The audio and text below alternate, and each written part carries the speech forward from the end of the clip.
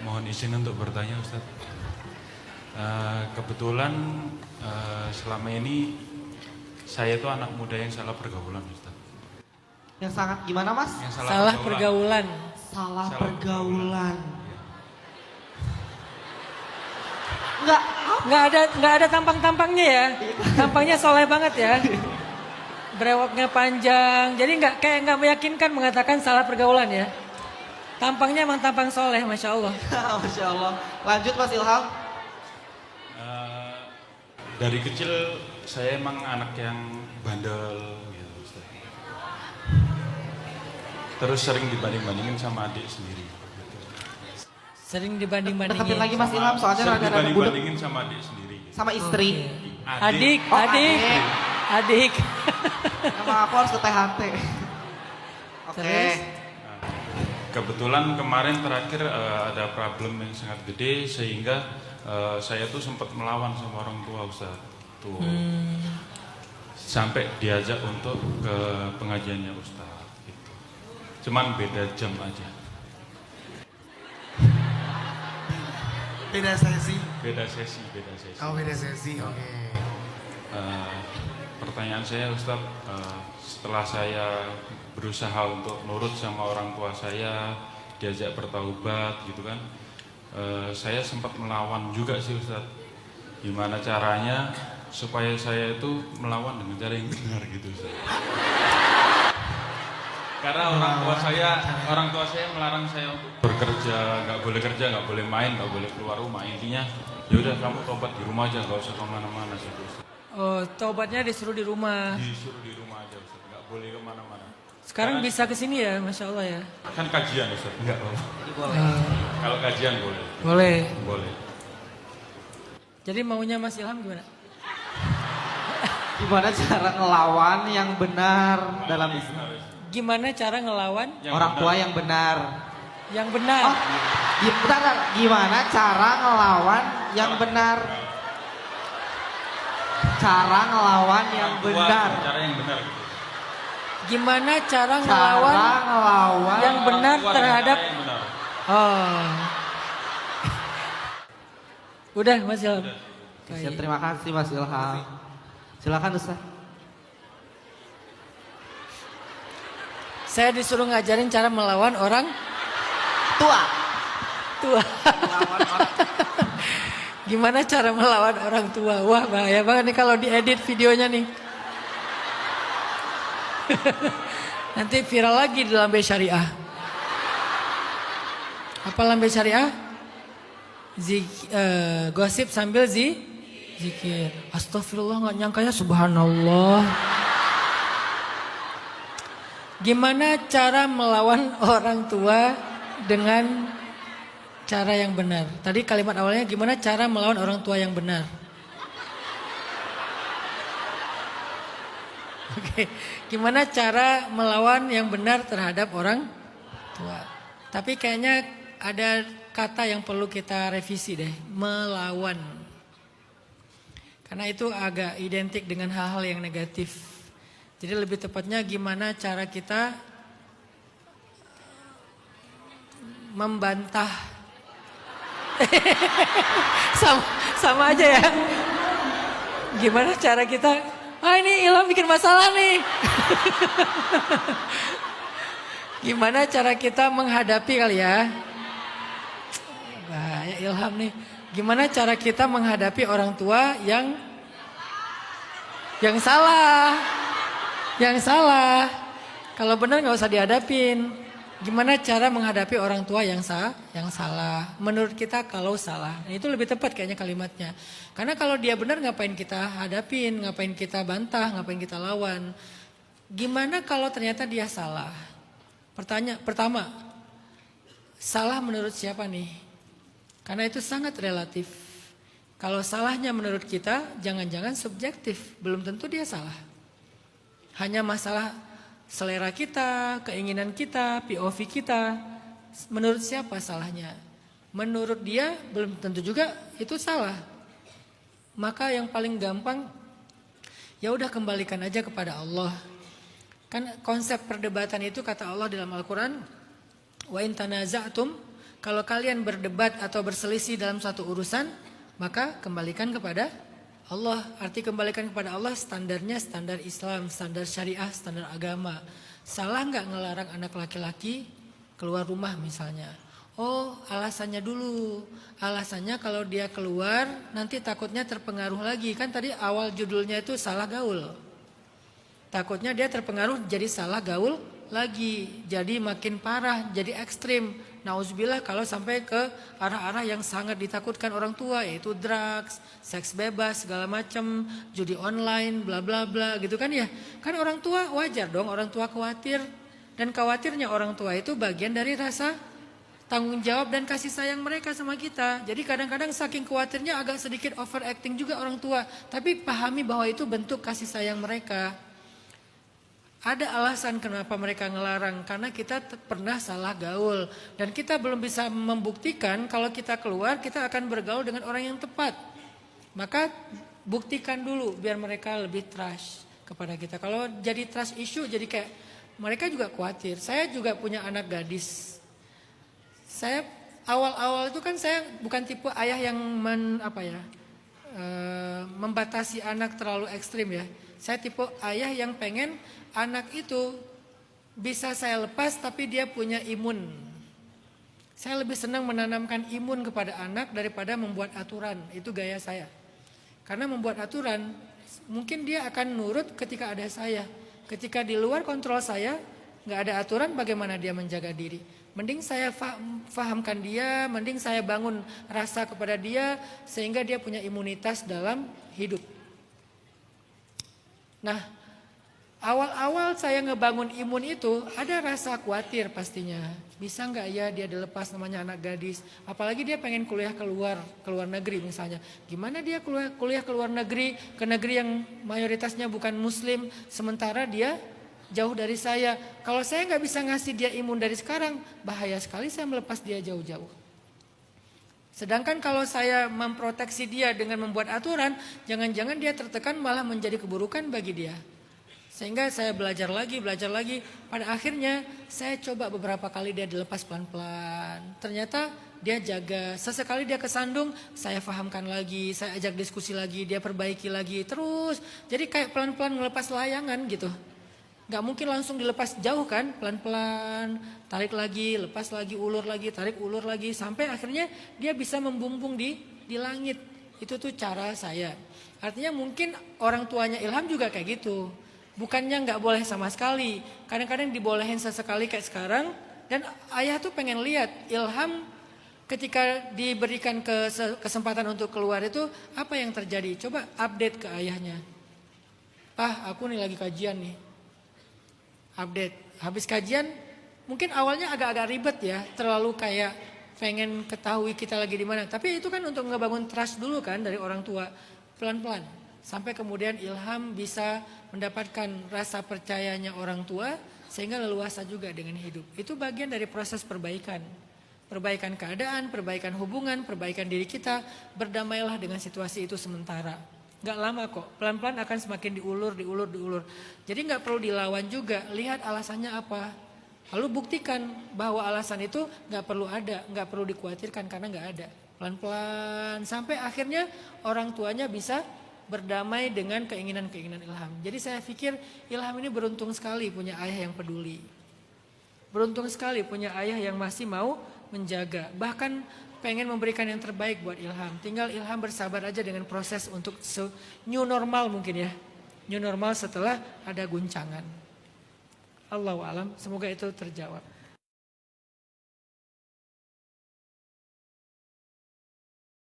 Ada seorang laki-laki sahabat bertanya kepada Rasulullah, "Ya Rasulullah, apa arti memperlakukan istri dengan baik?" Kata Nabi, "Bersabar." Ternyata makna memperlakukan istri dengan baik itu bersabar. Itu lebih daripada memberi hadiah, lebih daripada memberi nafkah. Walaupun semua itu baik, tapi nomor satu adalah yang disebut dengan husnul muasyarah adalah sabar seorang laki-laki kepada istrinya. Lalu sahabat ini nanya lagi, "Berapa kali dalam sehari saya bersabar terhadap kesalahan istri saya ya Rasulullah?" Kata Nabi, 70 kali. Jadi kalau masih 69 kesalahan, masih harus sabar. Mulai hari ini kayaknya nih cewek-cewek bakal ngitung nih. Dalam sehari aku baru 10 loh gitu. Kata 70 dalam hadis ini bukan angka ya. Jadi nggak perlu dihitung 1 sampai 70. Tapi tentang betapa kalau bisa sabar ya sabar aja terus. Kalau kamu masih mampu sabar ya sabar aja. Kenapa? Karena itulah muamalah kamu dan itulah ibadah kamu. Ketika kamu sabar sama istri, Allah angkat derajat kamu. Sabar lagi, Allah angkat lagi. Sabar lagi, Allah angkat lagi. Jadi semakin sering kamu sabar sama istri, semakin Allah angkat derajat kamu. Itulah husnul muasyarah. Wa ashiruhunna bil ma'ruf. Perlakukanlah istri kalian dengan cara yang baik. Itu satu. Yang kedua, fa in karihtumuhun, kalau kamu enggak berkenan kepada dia, bahasa vulgarnya kalau kamu benci kepada dia, fa asa an takrahu syai'an wa yaj'alallahu fihi khairan katsira. Bisa jadi kamu membenci sesuatu padahal Allah menjadikan pada dirinya kebaikan yang sangat banyak. Jadi Mas Samsul, dalam rumah tangga itu kita mau dengan siapapun ada namanya perasaan kayak gini tuh ada Mas Samsul. Kadang kita nyaman, kadang kita nggak nyaman. Kadang kita lagi serak, kadang kita lagi dingin. Itu biasa dalam rumah tangga. Tapi percayalah bahwa walaupun kita benci dengan, bukan benci orangnya mungkin ya, benci perilakunya, benci sikapnya, wa asa an takrahu syai'an, bisa jadi kamu benci sesuatu, wa yaj'alallahu fihi khairan katsira. Allah menjadikan pada dirinya kebaikan yang sangat banyak.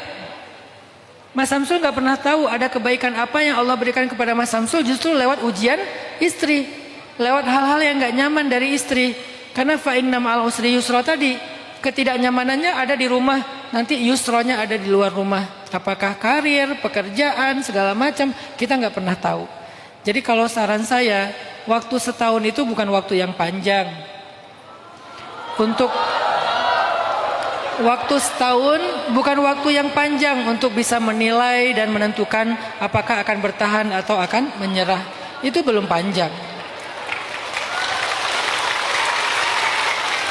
Mas Samsul kalau boleh, Mas Samsul bertahan sekitar 10 tahun lagi lah. Insya Allah kalau udah 10 tahun bertahan, baru nanti Mas Samsul akan belajar banyak hikmah. Saya udah menikah sekitar 19 tahun. Jadi perjalanan 19 tahun itu hikmahnya Masya Allah luar biasa. Jadi bisa dibilang ya setahun itu kita belum dapat apa-apa. Jadi kita kayak baru mengeluarkan kapal, terus baru didorong. Biasanya kalau mau berlayar itu yang paling berat itu kapan? Pas awal karena banyak ombak kan. Jadi lewatin dulu fase ombak, nanti akan sampai di tengah itu nyaman banget. Menurut saya ombak yang paling berat itu 3 tahun pertama. Jadi kalau Mas Samsul bisa bertahan 3 tahun, saya yakin insya Allah akan ada alasan untuk bertahan lebih dari itu.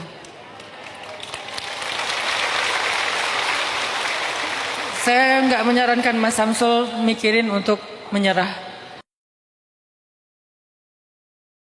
Saya khawatir bahwa saya akan mendapatkan ujian yang lain saat melahirkan nanti. Apakah boleh saya merasakan kekhawatiran itu? Perkenalkan, nama saya Syasha, saya dari Tarakan, Kalimantan Utara. Jauh. Selesai. Pertanyaan saya insya Allah cukup singkat. Jadi saya pernah diuji saat melahirkan anak pertama saya, yaitu dengan segala kesempurnaannya sehingga anak saya itu perlu perawatan di NICU, operasi dan proses kesembuhannya. Dan itu membuat saya sempat berpikir apakah ini adalah sebuah ujian atau sebuah malapetaka bagi saya. Namun alhamdulillah saat ini anak pertama saya sudah sembuh dan sehat. Pertanyaan saya, alhamdulillah Ustadz, karena kejadian itu tuh saya sempat takut untuk hamil kembali. Namun sedetik ini saya berdiri sebagai ibu hamil untuk anak yang kedua. Masya Allah. Dan insya Allah saya akan mendekati persalinan dan insya Allah akan bersalin di rumah sakit yang ada di Surabaya. Nah, tidak menutup kemungkinan saya berpikir Ustadz bahwa saya khawatir bahwa saya akan mendapatkan ujian yang lain saat melahirkan nanti. Apakah boleh saya merasakan kekhawatiran itu? Rasa khawatir itu adalah fitrah manusia. Itu bukan sesuatu yang berlebihan, bukan sesuatu yang salah. Tapi bahwa itu menjadi ujian ya, rasa khawatir itu kan gak nyaman bagi kita kan. Makanya karena Allah tahu manusia itu punya khawatir, punya kebingungan, punya ketakutan, punya kegundahan, kegalauan segala macam. Allah menyiapkan obat buat kita. Jadi nggak apa-apa dengan khawatirnya, tapi harus tahu obatnya. Nggak apa-apa sakit kepala, tapi tahu obatnya.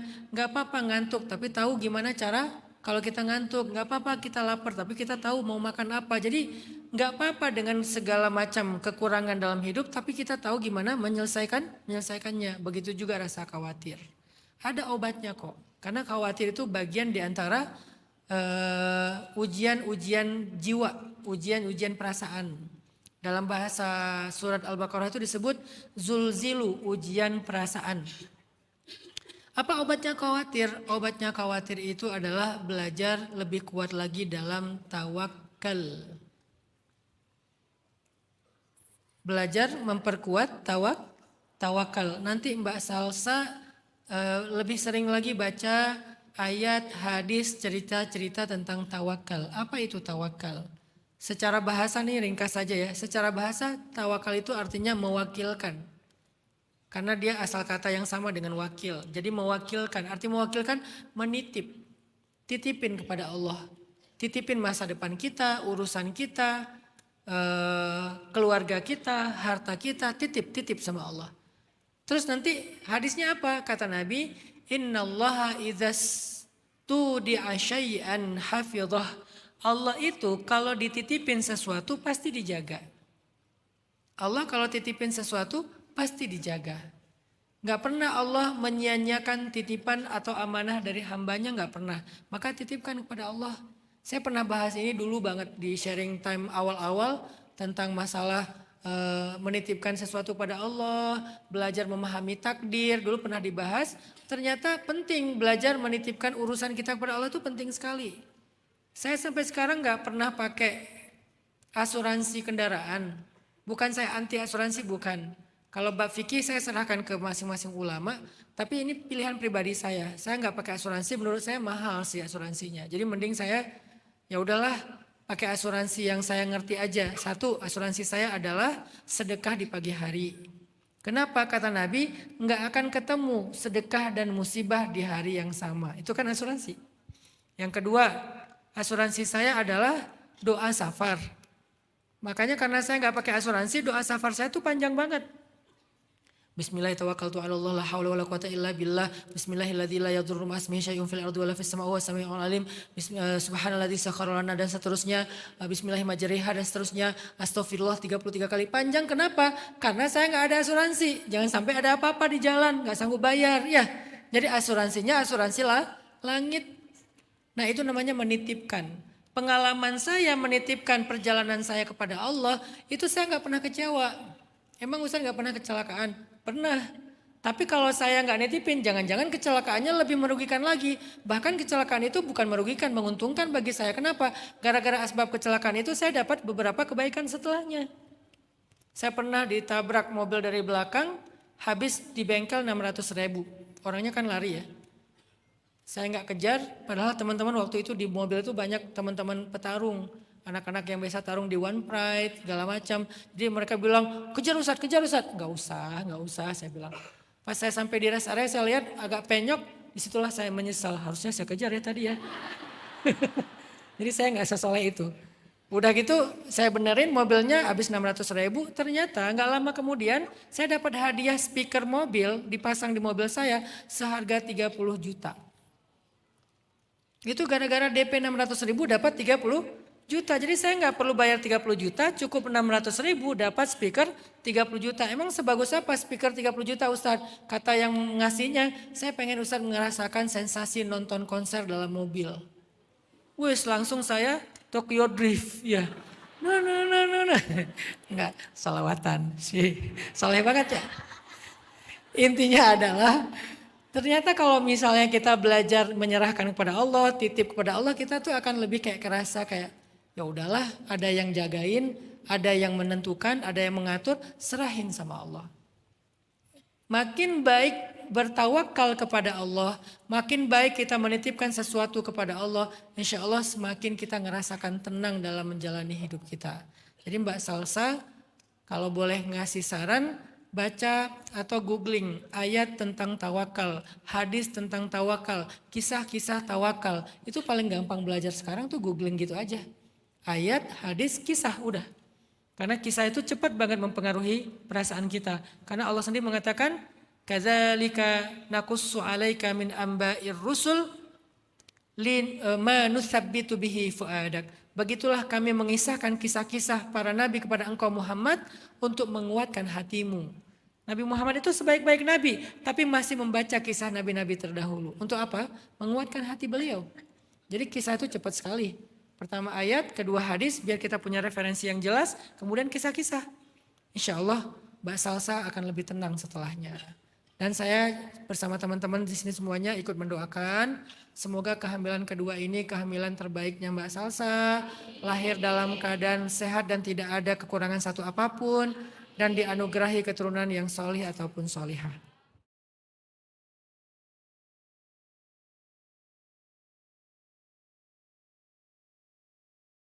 Dari value dapat menggugurkan dosa tersebut, apakah Allah itu juga akan menghilangkan dari efek dosa tersebut?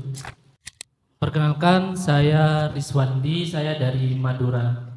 Kebetulan kerjanya di Surabaya. Iswandi. Riswandi. Mana nih geng-geng dari Maduranya nih? Banyak nih. Woi, biasanya suka banyak ya. Masya Allah. Saya mau nanya Ustaz, Ya. tadi sudah dijelaskan bahwa ujian itu adalah bentuk love language-nya Allah kepada kita, di mana value-nya itu adalah dapat menggugurkan dosa kita, seperti itu. Nah, dari value dapat menggugurkan dosa tersebut, apakah Allah itu juga akan menghilangkan dari efek dosa tersebut? Seperti itu. Ketika kita bertobat seperti pertanyaan Rizwandi tadi, nggak semua efek itu akan hilang. Kalau efeknya, kan salah satu dampak dari dosa itu musibah kan, itu hilang. Allah nggak akan memberikan hukuman kepada orang yang sudah bertobat. Tapi ada efek yang nggak hilang begitu aja. Contoh, kita melakukan dosa yang sifatnya merugikan fisik kita. Alkohol atau apa segala macam gitu kan.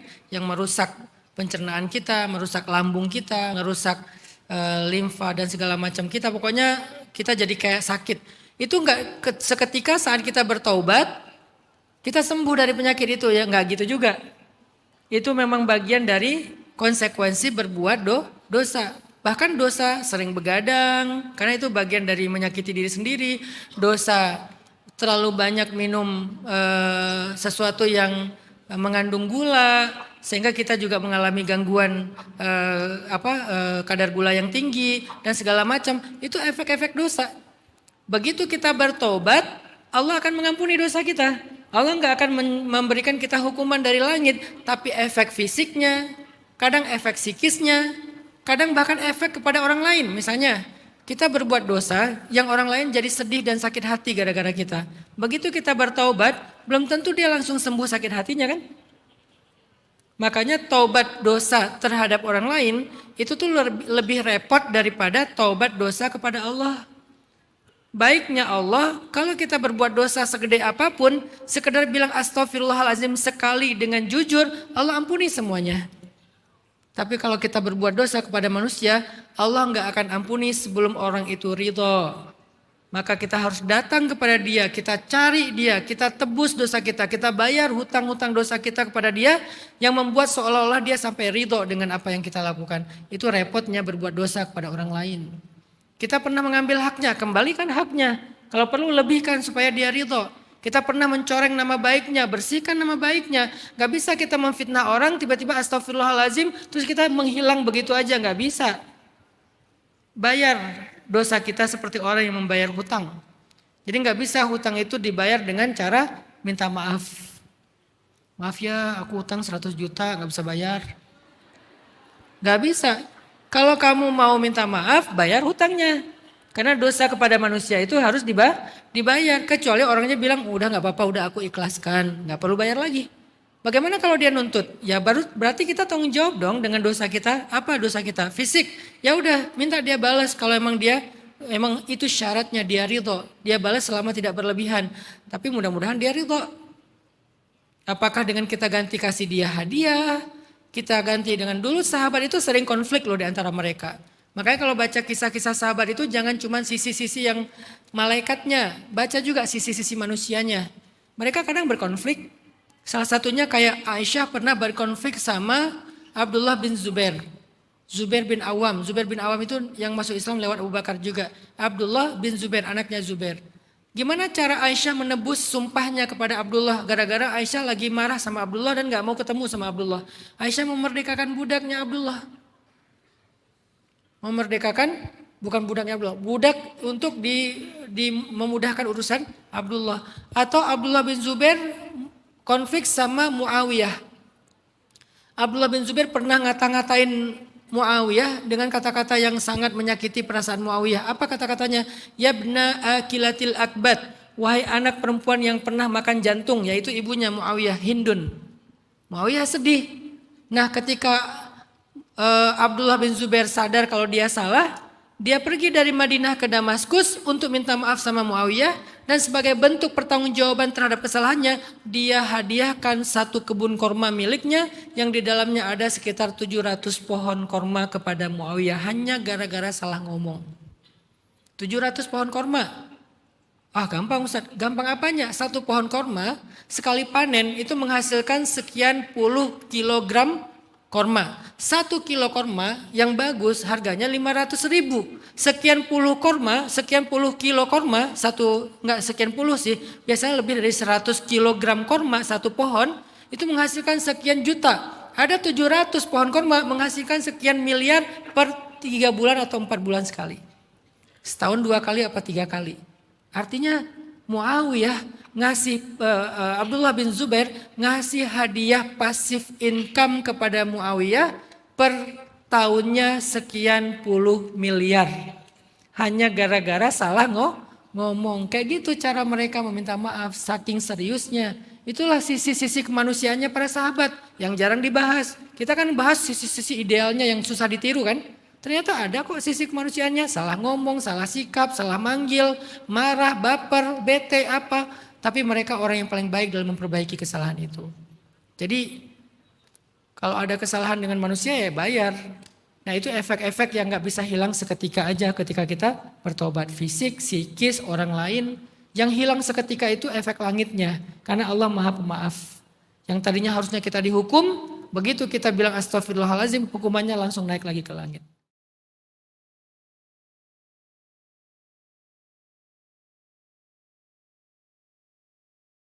Iringilah setiap keburukan dengan kebaikan. Maksudnya apa? Iringilah setiap dosa dengan taubat. Taubat mah setiap hari kalau bisa.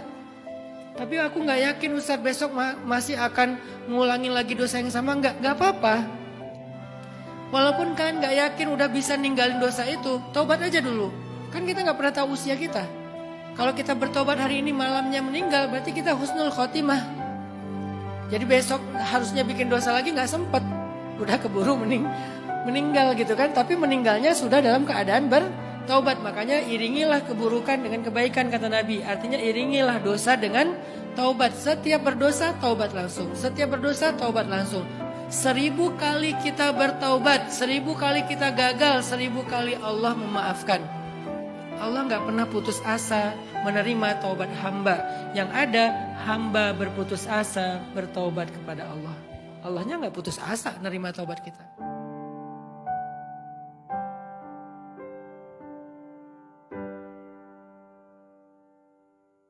Iringilah setiap keburukan dengan kebaikan. Maksudnya apa? Iringilah setiap dosa dengan taubat. Taubat mah setiap hari kalau bisa. Tapi aku gak yakin Ustaz besok masih akan ngulangin lagi dosa yang sama. Gak apa-apa. Walaupun kan gak yakin udah bisa ninggalin dosa itu, taubat aja dulu. Kan kita gak pernah tahu usia kita. Kalau kita bertobat hari ini malamnya meninggal, berarti kita husnul khotimah. Jadi besok harusnya bikin dosa lagi nggak sempet, udah keburu meninggal gitu kan. Tapi meninggalnya sudah dalam keadaan bertobat. Makanya iringilah keburukan dengan kebaikan kata Nabi. Artinya iringilah dosa dengan taubat. Setiap berdosa taubat langsung. Setiap berdosa taubat langsung. 1000 kali kita bertaubat, 1000 kali kita gagal, 1000 kali Allah memaafkan. Allah nggak pernah putus asa menerima taubat hamba. Yang ada hamba berputus asa bertaubat kepada Allah. Allahnya nggak putus asa menerima taubat kita.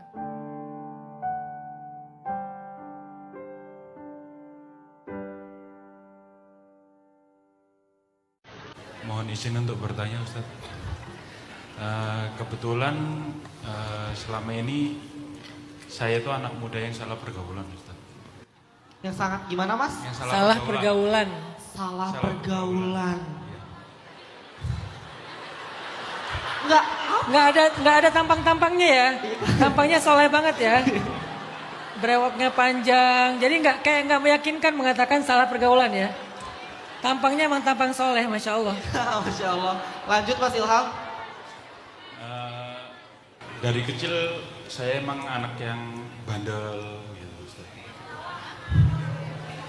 Terus sering dibanding-bandingin sama adik sendiri. Sering Deketin dibanding-bandingin. lagi Mas Ilham soalnya Sering rada-rada budek. dibanding-bandingin sama adik sendiri. Gitu. Sama istri.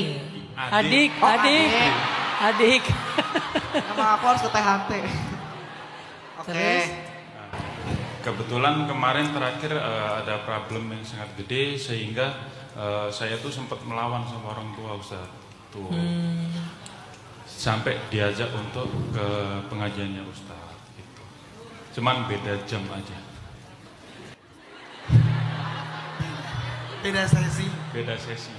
Oh, beda sesi. Oke. Pertanyaan saya Ustaz, setelah saya berusaha untuk nurut sama orang tua saya, diajak bertaubat gitu kan, saya sempat melawan juga sih Ustaz. Gimana caranya supaya saya itu melawan dengan cara yang benar gitu Ustaz. Karena orang tua saya melarang saya untuk bekerja, nggak boleh kerja, nggak boleh main, nggak boleh keluar rumah. Intinya, yaudah kamu tobat di rumah aja, nggak usah kemana-mana gitu Ustaz. Oh, taubatnya disuruh di rumah. Disuruh di rumah aja Ustaz, nggak boleh kemana-mana. Sekarang bisa kesini ya, Masya Allah ya. Kan kajian Ustaz, enggak apa-apa. Kalau kajian boleh. Boleh. Boleh. Jadi maunya Mas Ilham gimana? Gimana cara ngelawan yang benar dalam Islam? Gimana cara ngelawan Orang tua yang benar. yang benar? Oh, bentar. Gimana cara ngelawan yang benar? Cara ngelawan yang benar. Cara yang benar gitu. Gimana cara Cara ngelawan ngelawan yang benar Orang tua dengan terhadap? cara yang benar. Oh. Udah Mas Ilham. Siap, terima kasih Mas Ilham. Silakan Ustaz. Saya disuruh ngajarin cara melawan orang Tua. tua. Melawan orang.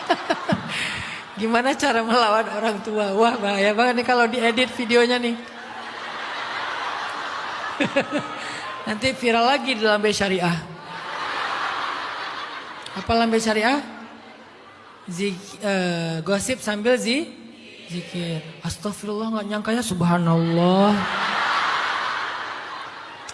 Gimana cara melawan orang tua dengan cara yang benar? Tadi kalimat awalnya gimana cara melawan orang tua yang benar? Oke, gimana cara melawan yang benar terhadap orang tua? Tapi kayaknya ada kata yang perlu kita revisi deh, melawan. Karena itu agak identik dengan hal-hal yang negatif. Jadi lebih tepatnya gimana cara kita membantah. sama aja ya. Gimana cara kita, ini Ilham bikin masalah nih. Gimana cara kita menghadapi kali ya. Bahaya Ilham nih. Gimana cara kita menghadapi orang tua yang salah. Yang salah. Kalau benar nggak usah dihadapin. Gimana cara menghadapi orang tua yang salah? Menurut kita kalau salah, nah, itu lebih tepat kayaknya kalimatnya. Karena kalau dia benar ngapain kita hadapin, ngapain kita bantah, ngapain kita lawan? Gimana kalau ternyata dia salah? Pertama, salah menurut siapa nih? Karena itu sangat relatif. Kalau salahnya menurut kita, jangan-jangan subjektif, belum tentu dia salah. Hanya masalah selera kita, keinginan kita, POV kita. Menurut siapa salahnya? Menurut dia belum tentu juga itu salah. Maka yang paling gampang, ya udah kembalikan aja kepada Allah. Kan konsep perdebatan itu kata Allah dalam Al-Quran, wa in tanaza'tum, kalau kalian berdebat atau berselisih dalam satu urusan, maka kembalikan kepada Allah. Arti kembalikan kepada Allah standarnya standar Islam, standar syariah, standar agama. Salah nggak ngelarang anak laki-laki keluar rumah misalnya? Oh, alasannya dulu. Alasannya kalau dia keluar nanti takutnya terpengaruh lagi. Kan tadi awal judulnya itu salah gaul. Takutnya dia terpengaruh jadi salah gaul lagi. Jadi makin parah, jadi ekstrim. Nauzubillah kalau sampai ke arah-arah yang sangat ditakutkan orang tua, yaitu drugs, seks bebas, segala macam, judi online, bla bla bla gitu kan ya. Kan orang tua wajar dong, orang tua khawatir. Dan khawatirnya orang tua itu bagian dari rasa tanggung jawab dan kasih sayang mereka sama kita. Jadi kadang-kadang saking khawatirnya agak sedikit overacting juga orang tua. Tapi pahami bahwa itu bentuk kasih sayang mereka. Ada alasan kenapa mereka ngelarang, karena kita pernah salah gaul. Dan kita belum bisa membuktikan kalau kita keluar kita akan bergaul dengan orang yang tepat. Maka buktikan dulu biar mereka lebih trust kepada kita. Kalau jadi trust issue jadi kayak mereka juga khawatir. Saya juga punya anak gadis.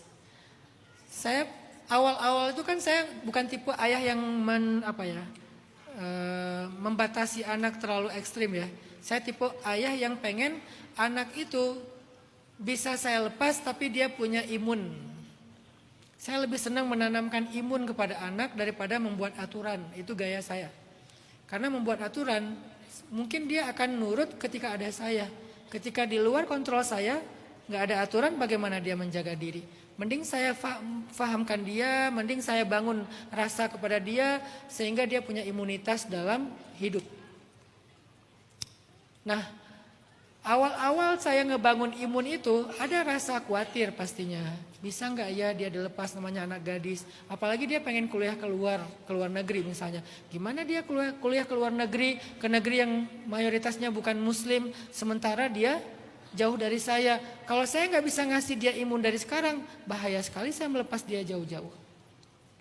Sedangkan kalau saya memproteksi dia dengan membuat aturan, jangan-jangan dia tertekan malah menjadi keburukan bagi dia. Sehingga saya belajar lagi. Pada akhirnya saya coba beberapa kali dia dilepas pelan-pelan. Ternyata dia jaga. Sesekali dia kesandung, saya fahamkan lagi, saya ajak diskusi lagi, dia perbaiki lagi. Terus, jadi kayak pelan-pelan melepas layangan gitu. Gak mungkin langsung dilepas jauh kan, pelan-pelan, tarik lagi, lepas lagi, ulur lagi, tarik, ulur lagi. Sampai akhirnya dia bisa membumbung di langit. Itu tuh cara saya. Artinya mungkin orang tuanya Ilham juga kayak gitu. Bukannya gak boleh sama sekali. Kadang-kadang dibolehin sesekali kayak sekarang. Dan ayah tuh pengen lihat Ilham ketika diberikan kesempatan untuk keluar itu apa yang terjadi. Coba update ke ayahnya. Pak, aku nih lagi kajian nih. Update. Habis kajian mungkin awalnya agak-agak ribet ya. Terlalu kayak pengen ketahui kita lagi di mana. Tapi itu kan untuk ngebangun trust dulu kan dari orang tua. Pelan-pelan. Sampai kemudian Ilham bisa mendapatkan rasa percayanya orang tua. Sehingga leluasa juga dengan hidup. Itu bagian dari proses perbaikan. Perbaikan keadaan, perbaikan hubungan, perbaikan diri kita. Berdamailah dengan situasi itu sementara. Gak lama kok, pelan-pelan akan semakin diulur. Jadi gak perlu dilawan juga, lihat alasannya apa. Lalu buktikan bahwa alasan itu gak perlu ada, gak perlu dikhawatirkan karena gak ada. Pelan-pelan sampai akhirnya orang tuanya bisa berdamai dengan keinginan-keinginan Ilham. Jadi saya pikir Ilham ini beruntung sekali punya ayah yang peduli. Beruntung sekali punya ayah yang masih mau menjaga. Bahkan pengen memberikan yang terbaik buat Ilham. Tinggal Ilham bersabar aja dengan proses untuk new normal mungkin ya. New normal setelah ada guncangan. Allahu a'lam, semoga itu terjawab.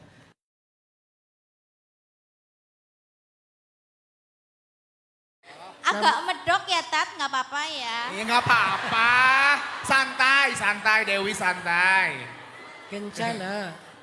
Oh iya Tat, saya mau cerita sedikit.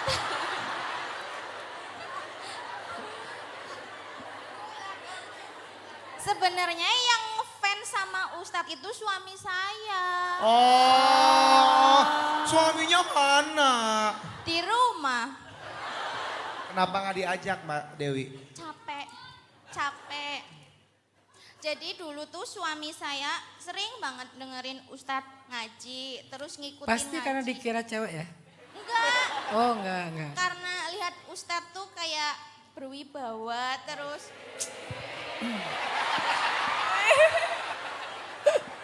Jadi suka sama suaranya Ustadz yang khas. Pas Ustadz bawain surat Ar-Rahman itu, suami saya hampir tiap malam ngikutin. Mirip, suaminya mirip. Suaranya. Enggak. Oh enggak. Ya langsung ke pertanyaan ya Ustadz. Alhamdulillah. Kirain mau cerita suaminya. Alhamdulillah Mbak Dewi silakan. Silakan Mbak Dewi. Sebenarnya sih pertanyaan saya sudah ada di pertanyaan yang Mbak yang pertama itu dan saya sudah menerima jawaban. Oh ya udah wassalamualaikum. Kenapa masih angkat tangan ya? Kenapa ngacung? Apakah boleh pertanyaan saya lempar ke adik saya? Oh joki, Anda joki ya? Enggak, bukan gitu. Karena saya rasa adik saya yang benar-benar membutuhkan jawaban dari Ustadz. Boleh. Kita boleh tepuk tangan. Boleh.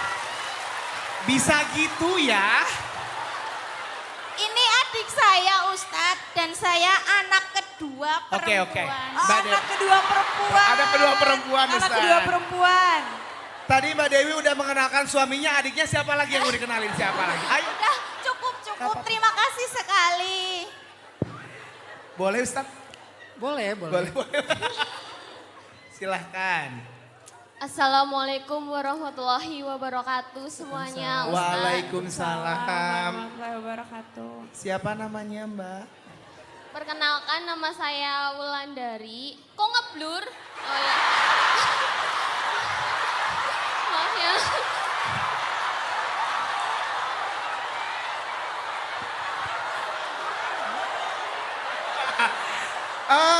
Ngeblur ya?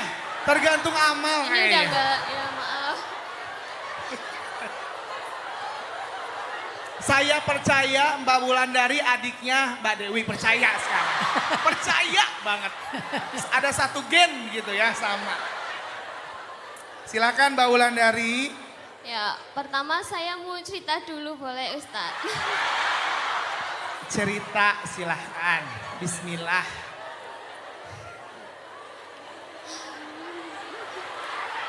Ustadz sabar ya, maaf ya. Enggak, saya lagi kepikiran apa kita ngopi dulu ya? Ini langsung cerita Ustadz beneran. Ya, nggak silakan bohong. Mbak Wulan. Ya, saya anak terakhir dari 4 bersaudara Iya, Ustadz. Mbak Dewi anak kedua, saya tahu.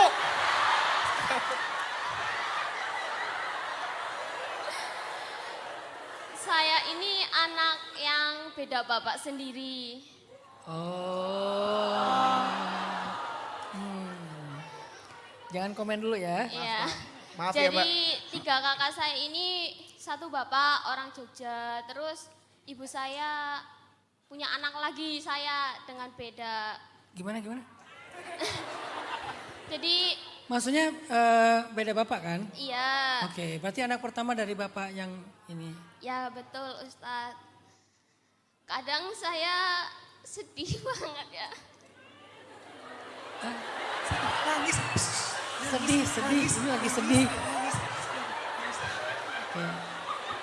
Oke, Mbak Wulan, nggak apa-apa. Maaf ya Mbak Wulan ya. Nggak apa-apa. Saya dari kecil, dari dalam kandungan malah nggak pernah ketemu ingat. sama saya. Saya lupa. Hanya dalam kandungan ibu saya nggak pernah ketemu bapak saya.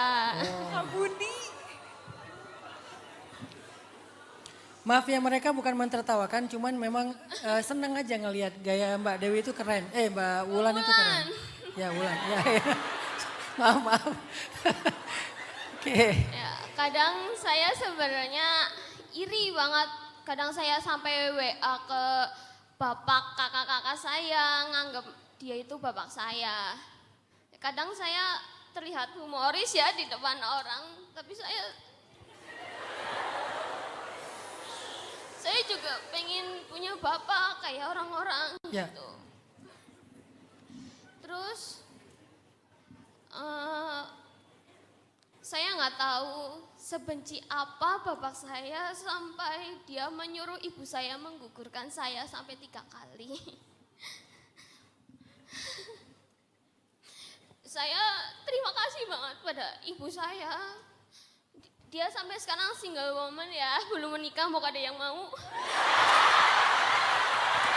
Mbak. Lagi sedih.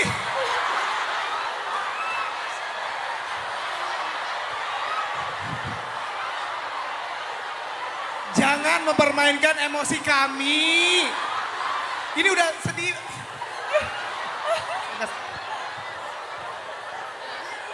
Menuju klimaks tadi ya.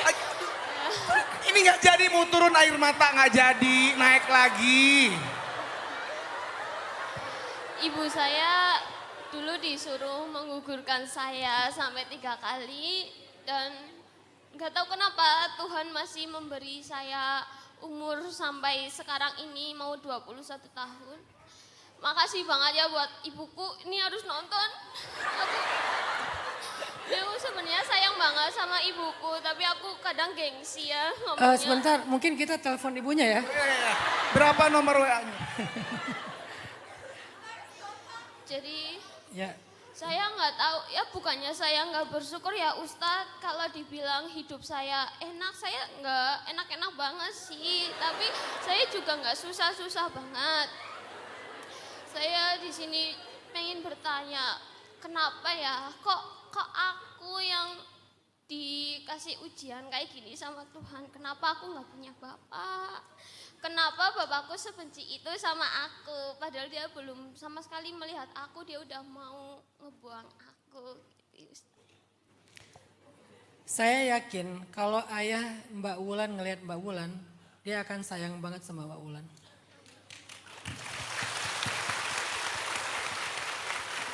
Setiap orang pernah melakukan kesalahan, Mbak. Setiap orang pernah melakukan kesalahan. Toh saya juga sebagai ayah punya kesalahan. Semua orang punya. Ayah saya juga pernah melakukan kesalahan kepada saya. Siapa sih yang nggak punya kesalahan? Kita nggak hidup bersama Rasulullah. Cuman Rasulullah manusia sempurna. Selain Rasulullah, semua orang pernah berbuat kesalahan. Bahkan para sahabat ahli surga juga berbuat kesalahan. Maka ketika kita bisa berdamai dengan kenyataan itu, saat itulah kita mulai agak bisa berdamai dengan apa yang kita rasakan. Jadi ayahnya Mbak Wulan, ayah saya sebagai ayah, dan ayah-ayah yang lain, semua pernah berbuat kesalahan. Cuman kita nggak cerita aja kesalahan-kesalahan kita apa ya. Tapi kan semua pernah berbuat kesalahan kan. Boleh nggak kita memahami bahwa itulah fakta kehidupan. Tapi saya yakin kok kalau ayahnya masih hidup, ayahnya bangga kok sama Mbak Wulan. Cuman mungkin takdir berkata lain, beliau sudah pergi. Tapi seandainya beliau masih hidup, insya Allah beliau nggak kayak gitu. Beliau akan bangga sekali. Jadi Mbak Wulan jangan berkecil hati ya. Mbak Wulan adalah seorang perempuan yang pantas dibanggain sama ayahnya. Sampai sekarang saya belum pernah ketemu ayah saya sama sekali, Ustadz. Saya juga nggak tahu dia masih hidup apa enggak. Saya kadang merasa berdosanya kayak gini, Ustadz. Saya sholat selalu mendoakan orang tua saya, terutama ibu saya. Tapi dosa nggak Ustadz kalau ini mungkin banyak ya anak perempuan ngerasain sama kayak saya, nggak dipeduliin sama ayah, pasti ada sisi kenapa sih kok jahat banget, padahal dia harusnya menjadi cinta pertama buat kita. Sampai aku nggak tahu sosok ayah itu gimana sih gitu. Kadang aku di luar ngeliat orang kayak di kemarin lah di Mixu anak buah. Iya, itu brand ya. Di suatu tempat ya. Mbak di endorse. Oh enggak. suatu tempat lah. Saya ngelihat keluarganya itu kelihatan harmonis banget, tapi kita nggak tahu ya. Saya cuma melihat dari depan saja. Mereka dibeliin sesuatu sama ayahnya. Aku bisa ngebeli itu sendiri aku bisa, tapi aku juga kepengin dibeliin sama ayahku. Kenapa ya Ustadz, kok saya yang dikasih ujian kayak gini? Saya selama ini emang di depan ibu saya, kakak saya, termasuk karena emang keluarga kita keluarga harmonis, humoris. Tapi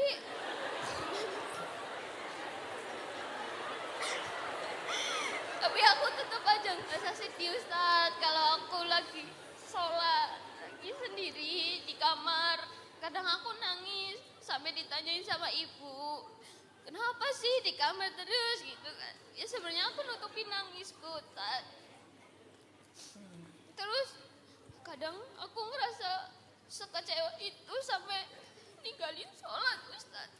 Padahal dulunya aku kalau dengar azan aja udah geter banget, perasaan aku kayak pengen sholat gitu.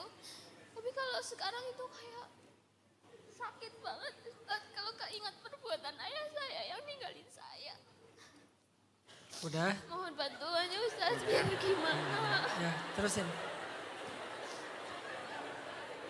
Makasih Ustadz. Semuanya. Wassalamualaikum warahmatullahi wabarakatuh. Waalaikumsalam. Semangat buat Mbak Ulan. Kita kasih support Mbak Ulan. Mbak Ulan dan teman-teman sekalian, kita kan lagi belajar ya. Lagi belajar untuk mengganti metode belajar dari hidup. Bertanya bukan cara belajar tentang hidup. Apalagi mempertanyakan, bukan cara belajar tentang hidup. Ini bukan saklek, bukan galak ya, bukan gak mau memahami perasaan, bukan. Tapi emang metodenya kayak gitu, rumusnya kayak gitu. Di sekolah kita bertanya, tapi di hidup kita belajar menerima, baru kita akan ngerti. Saya cuma berharap Mbak Ulan jadi ngerti. Maka cara untuk mengerti itu, Mbak Ulan belajar mengatakan kalimat tadi, la ba'sa. Nah sekarang yang saya pengen membesarkan hati Mbak Ulan supaya mampu mengatakan la ba'sa adalah, Mbak Ulan itu gak sendiri dengan kondisi kayak gini. Tahu gak Mbak Ulan, ada seorang perempuan yang keren banget, dicintai Allah banget, mulia banget, sampai jadi nama surat di Al-Quran, nasibnya sama loh dengan Mbak Ulan. Siapa namanya? Sayyidah Maryam, yang juga anak yatim. Yang dari kecil dia dirawat oleh pamannya Zakaria. Tapi dengan penerimaannya terhadap kondisinya, Allah sendiri yang merawatnya kemudian. Sampai diberikan rezeki dari langit. Memang kita nggak ada di level itu untuk dapat rezeki langsung dari langit. Tapi kan bukankah semua rezeki kita emang dari Allah kan? Jadi Mbak Ulan itu nggak sendiri. Ini yang Mbak Ulan perlu rasakan sebagai sebuah kemuliaan. Mungkin bukan keberuntungan, tapi kemuliaan. Bahwa Mbak Ulan dikasih ujian yang sama dengan yang Allah berikan kepada Sayyidah Maryam. Berarti kalau Sayyidah Maryam itu mulia, insya Allah Allah juga melihat Mbak Ulan itu sebagai perempuan mulia. Makanya diberikan ujian yang sama. Nah sekarang challenge-nya adalah, bisa nggak Mbak Ulan belajar untuk bertahan seperti Sayyidah Maryam? Sampai kemudian nanti Allah bahagiakan dengan cara yang lain. Bahkan yang lebih sulit lagi, udahlah nggak punya ayah, nggak punya suami lah gitu. Insya Allah Mbak Ulan nggak seberat itu. Mungkin nggak merasakan peran seorang ayah, tapi insya Allah nanti Mbak Ulan akan bahagia ngelihat anak Mbak Ulan itu punya ayah yang utuh insya Allah. Mudah-mudahan kesabaran dan penerimaan ridhonya Mbak Ulan dengan kondisi ini, Allah ganti dengan mendapatkan first love-nya dari seseorang yang akan menjadi suaminya Mbak Ulan, sekaligus ayah terbaik buat anak-anaknya Mbak Ulan. Pertama, ikut mendoakan Mbak Ulan. Yang kedua, makasih ya Mbak Ulan udah menghibur kita semua. Kita sangat enjoy ya karena Mbak Ulan luar biasa. Oh iya Mbak Dewi juga. Mbak Dewi. Ya Mbak Dewi, iya siap. Mbak Dewi. Mbak Dewi paling berjasa ya. Sebagai jokinya tadi Sebagai jokinya. Saya nggak kebayang ya, keluarga mereka itu cheerful banget ya. Selalu ketawa, ada aja. Jadi kayak ada aja gitu sampai apa tadi? Tempat es krim teh? Mixu. Itu bisa dimention dan itu bisa pecah banget gitu kan. Masya Allah, barakallah fiik. Ini saya sempat memiliki pertanyaan besar dalam kehidupan saya, tapi alhamdulillah hal itu terjawab. Alhamdulillah. Nah, Udah, berat. Udah. Ya, alhamdulillah. saya memiliki, ini ada penjelasannya. Nah, nah, saya memiliki orang tua yang love language-nya memampukan semua, jadi dua-duanya memampukan. Gitu. Oh, nggak ada yang memudahkan. Iya, memudahkan karena mampu nanti katanya. Ya. Ayo. Jadi di rumah saya itu benar-benar dibentuk untuk menjadi orang yang serba bisa dan dapat mengatasi masalah sendiri. Tapi ada satu hal yang masih saya dan orang tua saya keluhkan. Saya masih saja mengeluh, sambat, ngersulo dan lain-lain kalau disuruh. Nah, Suka sambat kalau disuruh. padahal saya sudah merasakan impact dari pola parenting yang orang tua saya terapkan, Ustaz. Mohon solusinya Ustadz dan cara untuk berlapang dada menerima semua itu. Karena memang terkadang saya masih merasa kenapa sih kok saya bukan orang lain gitu loh kalau disuruh. Nah, sama dengan tema hari ini. Oh, kalau disuruh orang tua, ya. Disuruh apa contohnya? Ya masang gas dan lain-lain, pergi ke pasar. Ya, pasti mungkin dari di sini teman-teman ada yang pernah mengalami ya. Pasti sambat, lapo sih kok aku ya kan? Nah, itu. Padahal ya saya mengerti. Orang tua saya nyuruh seperti itu biar saya itu siap bermasyarakat dan lain-lain. Bisa diandalkan di manapun, saya mengerti. Tapi yang saya masih gak paham sampai hari ini kenapa saya masih sambat itu tadi Ustaz. Nah, mohon solusinya Ustaz biar bisa berlapang dada dan gak sambat-sambat terus. Syukran, assalamualaikum warahmatullahi wabarakatuh. Ini berarti tentang fikih sambat ya. Gimana mengatasi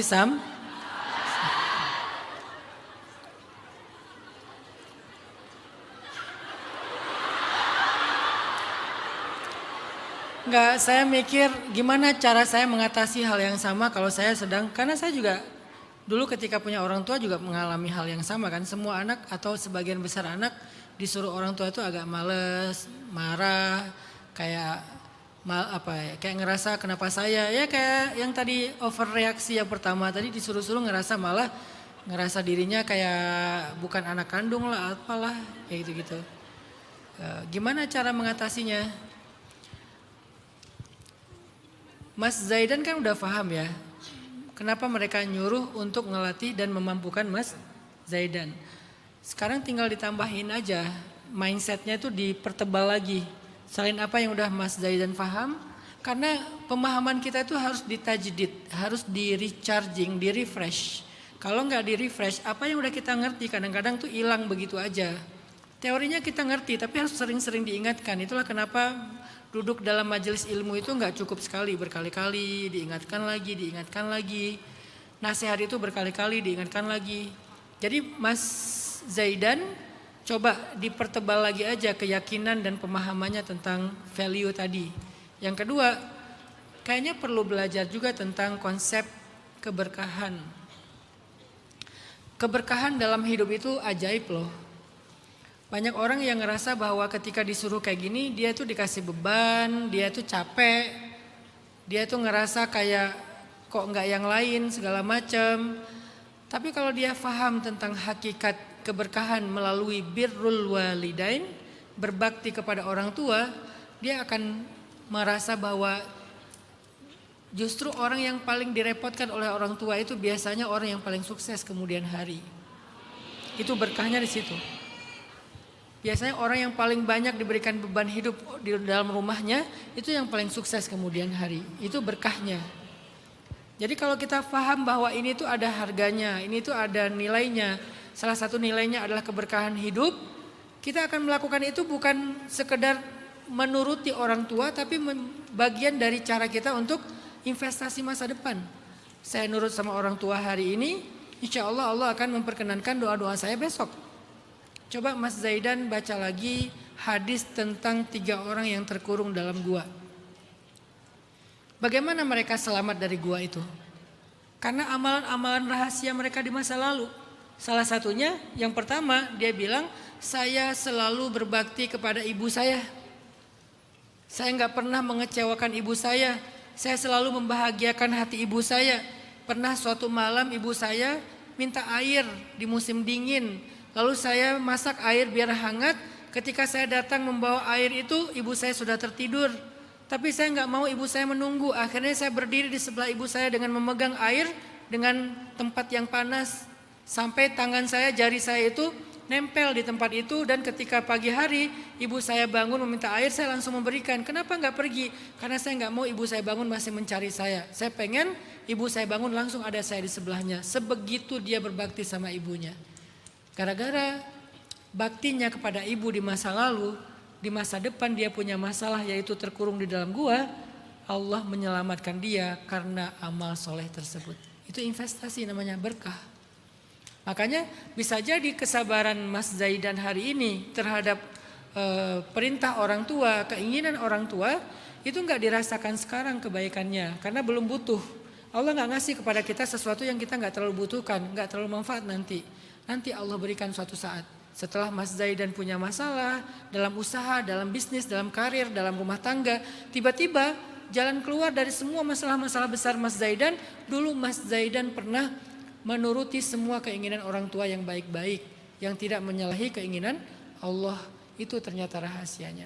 Jadi coba renungkan lagi kisah-kisah keberkahan dari birrul walidain, berbakti kepada orang tua.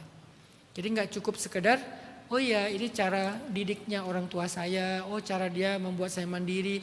Tapi tambahkan dengan sisi-sisi spiritual, keberkahan tadi. Ternyata berbakti kepada orang tua itu salah satu kunci jalan keluar hidup kita di masa yang akan datang. Allahu a'lam.